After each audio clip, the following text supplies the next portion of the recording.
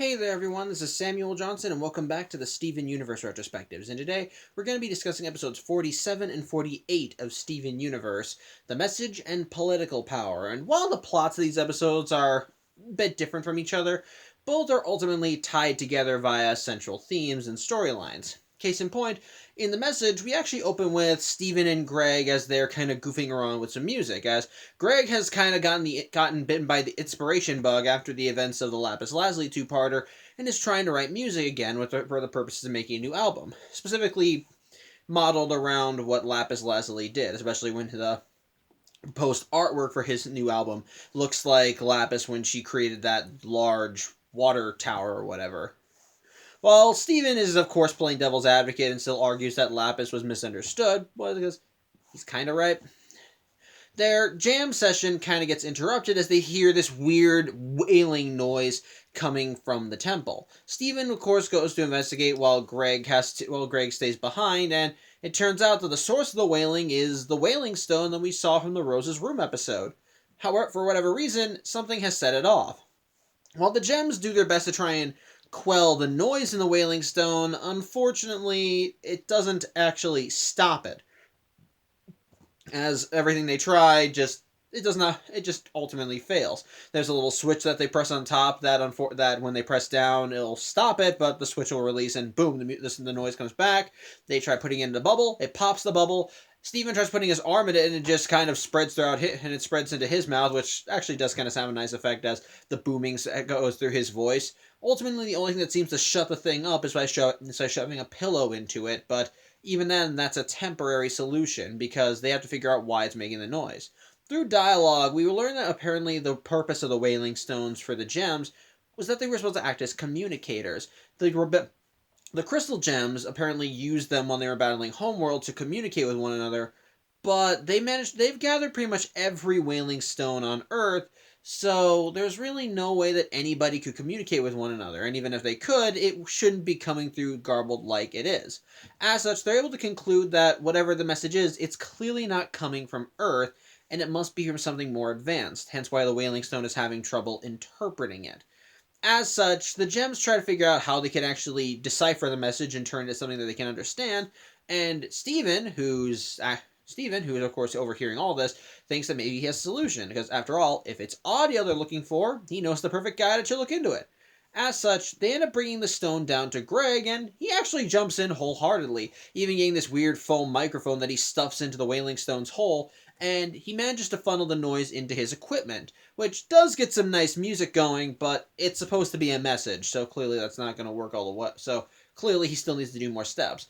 As such, Greg does a bit more tinkering, and while he's able to somewhat decipher the message, unfortunately, before they can get any sound to come through, the thing blows out of the battery of his van, which was powering all his equipment. So yeah, that kind of unfortunately does not work. As such, Pearl, being Pearl, thinks it's a waste of time, but Garnet does thank Greg for at least trying, and they take the Wailing Stone back to the temple to try something else. While Greg laments that he wasn't able to help them out and he thinks that he was useless, Steven is still trying to help him out, is still trying to reassure him, no, come on, we can do something else, we can't give up. But Greg says, well, come on, this is something, audio is my life, if I can't figure it out, maybe this isn't even audio. Which gives Steven an idea, as after he hears that, he looks back to Greg's van, and earlier in the episode he accidentally plugged his amp into a television, and then when he looks at the television, he suddenly realizes, oh. And he ends up and ultimately he and Greg figure out that the signal is not, excuse me a second, sorry, I thought there was an emergency. But yeah, pretty much, Steven and Greg are able to figure out that the signal might not be an audio signal, maybe it's a video.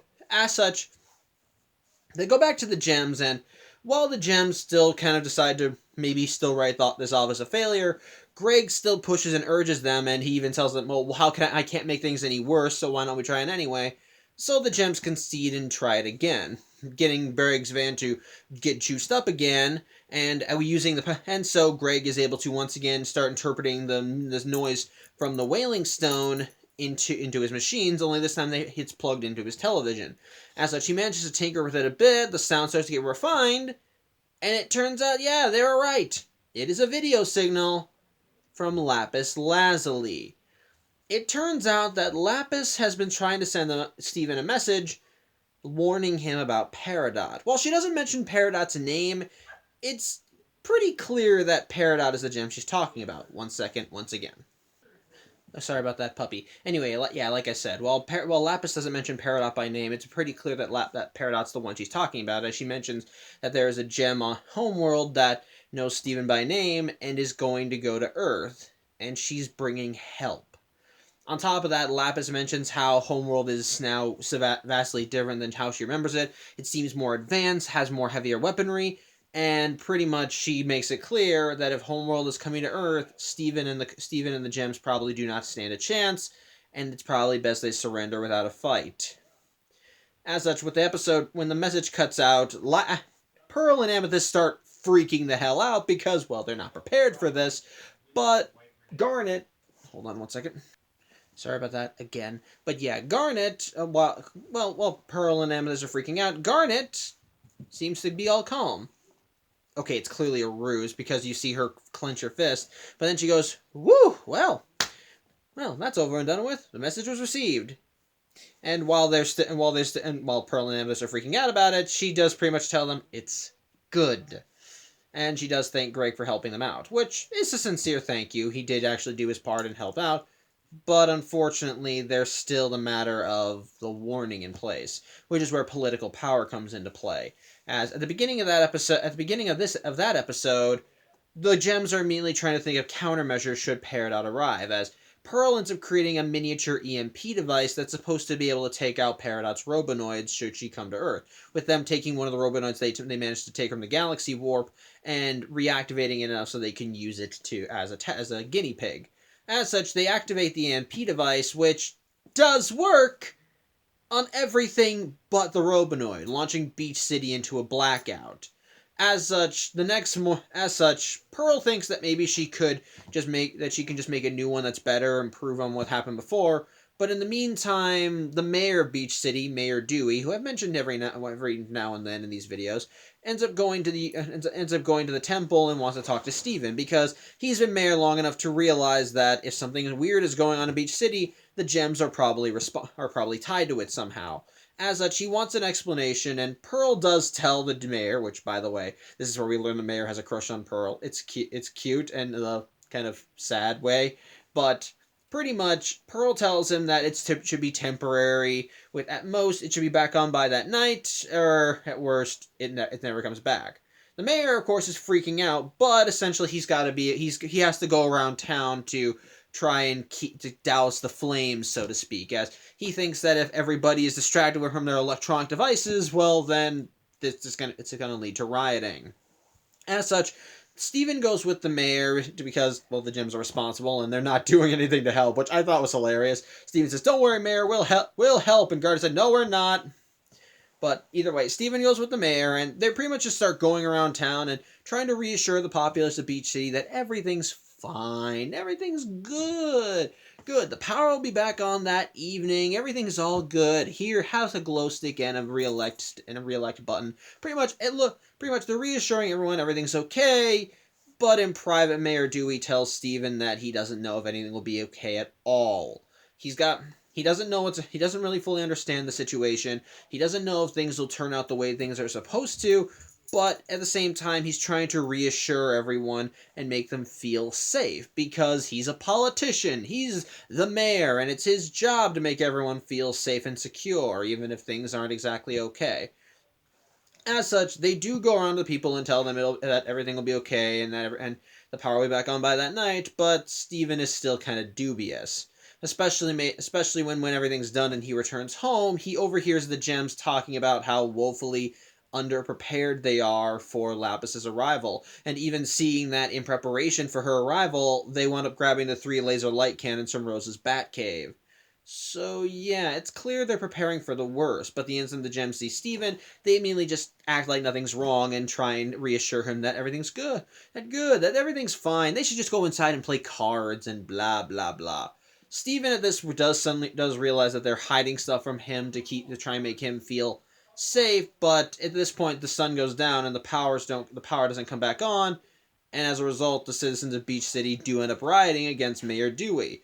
As such, he does try to still reassure them, but they're not trusting him anymore. So they end up attacking him in his re-election van, which I think is hilarious. Hold on again, puppy emergency. But yeah, like I said, they attack him in his re-election van and do end up flipping it over. But Steven ends up seeing the rioting, and he goes in and pretty much saves Mayor Dewey, pretty much telling him that Mayor Dewey that things are okay. That yeah, they don't know what's going to happen with the power, and it may be a while before it comes back on. But he knows the people of Beach City, and he knows they're strong, and he knows they're not going to kill each other over losing it. And even defending the mayor, saying, "Yeah, he didn't tell you the truth, but he only kept it from you because he loves you and he wants you to feel safe." Which combined with what Steven said before, does seem to douse the fires of anger in them for a time, but it does give Steven some clarity. As such, once everything is calm in Beach City, he goes back to the temple and he sees the gems are still worried and they still try to act all calm around him. But Steven pretty much asks, "I need you to tell me the truth. I need you to tell me the truth." And the gems reluctantly do admit they're scared. Peridot is coming to Earth with technologies that are far more advanced than what they're used to. They're woefully underprepared. She's coming with another gem that they have no idea whose identity it is, and they are honestly open to the belief that they might lose this battle. So yeah, they are scared and don't know what to do. But Steven assures them that they've been scared before, and if they if they just try and work this out together, dry throat, sorry, then they might be able to find a way to fix this. Which, to exemplify the point, as Steven talks about this, the power comes back on across the city, and that's where the episode ends. So, okay. I promise this is the last time. Okay, cards on the table. There might be more interruptions, so apologies in advance. But anyway, let's talk about my thoughts on the episodes. First, the message.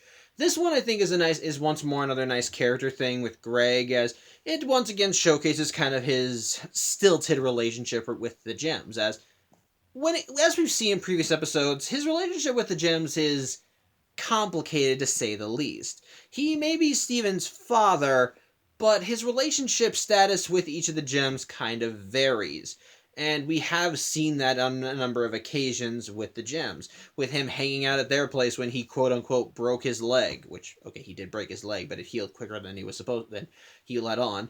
Or his tumultuous friendship with Amethyst, or how the gems genuinely try to keep him out of all the magic stuff, and so on. As such, to see Steven try to involve Greg more in a story beyond the Lapis Lazuli two-parter, which even in that episode he just offered transport, to see him actually try and take part in an episode and actively try to do something good, I like it. I think it works, and his arc with trying to convince the gems that he is useful, I think it's nice.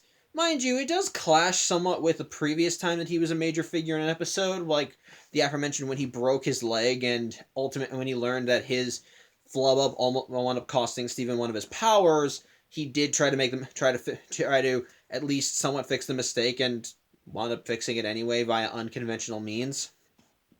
I feel like that clashes somewhat. That whole idea of him trying to convince the gems ultimately does clash a little with that one. But even in that episode, he was trying to make up for a screw up that he himself did.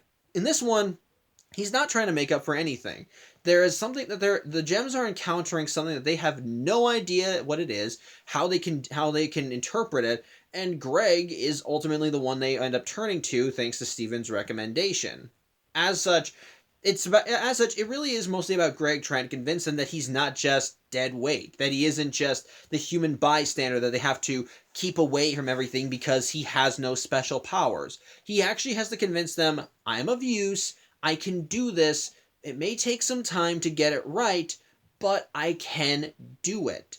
And we see him kind of struggling with that in the episode, as he first tries to interpret the message from Lapis. Again, you probably heard that bark. Again, sorry about this. Sorry about that puppy stuff.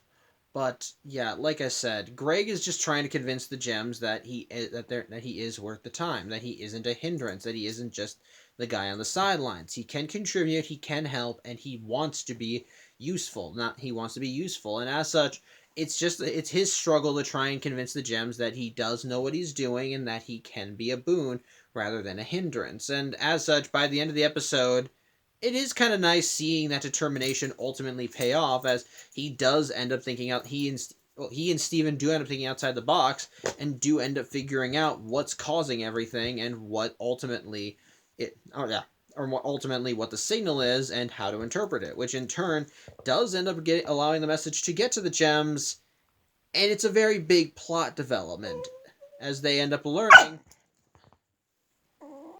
My dog does not like that I do these vlogs.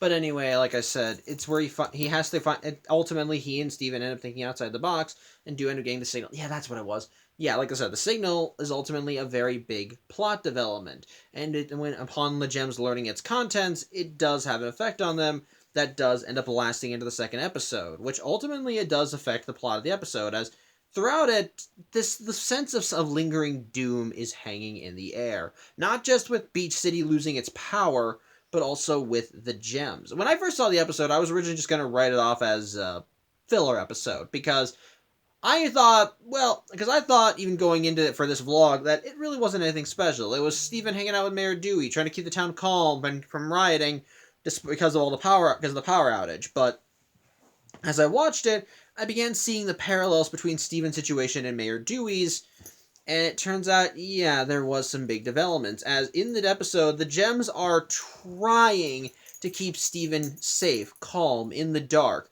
Ultimately try and make him think that everything is fine and that they have everything under control. But despite everything, they do not. They are woefully underprepared, and they are...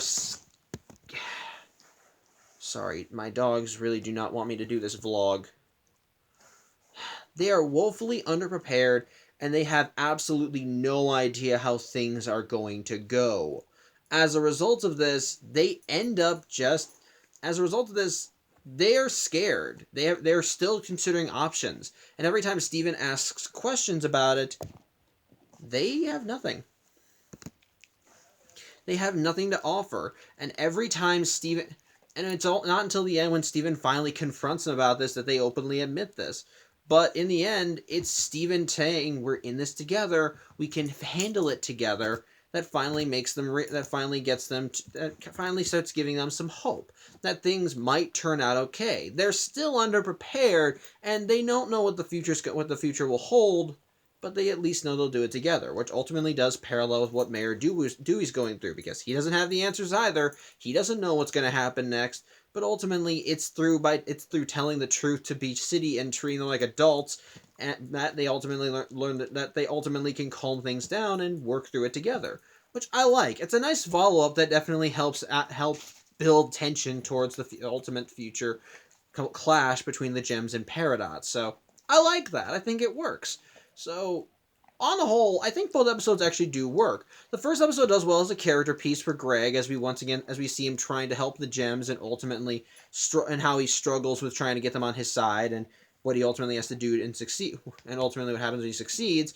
While the second episode deals with the follow from the last one, as we see the gems struggling to figure out how to counter Peridot, them acknowledging they probably don't know how to do it, while also at the same time having it parallel with a storyline of a citizen from Beach City. So I like that. I think both work. So overall, I think both episodes are good. They both do well in continuing the overarching story, have some good character stuff for our supporting cast. Overall, they're just fun times. So, yeah, I think that's about it. Thank you for watching. I'm Samuel Johnson. Apologies for all the pausing and the barking, but I hope you enjoyed the video, and hopefully I will see you next week, where we see the Crystal Gems finally confront Peridot. So till then, I hope you have a good night, and take care.